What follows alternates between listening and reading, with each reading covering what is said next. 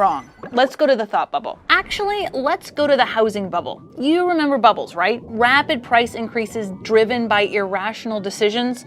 Well, this was a bubble, and bubbles have an annoying tendency to burst. And this one did. People just couldn't pay for their incredibly expensive houses or keep up with their ballooning mortgage payments. Borrowers started defaulting, which put more houses back on the market for sale. But there weren't buyers, so supply was up, demand was down, and home prices started collapsing. As prices fell, some borrowers suddenly had a mortgage for way more than their home was currently worth. Some stopped paying.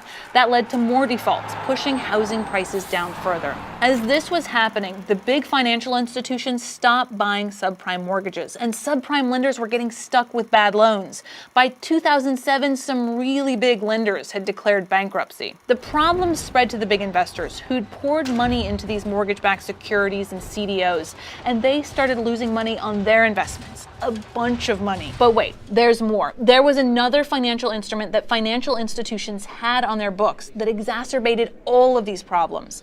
Unregulated over-the-counter derivatives, including something called credit default swaps that were basically sold as insurance against the default of mortgage-backed securities. Does AIG ring a bell? It sold tens of billions of dollars worth of these insurance policies without money to back them up when things went wrong.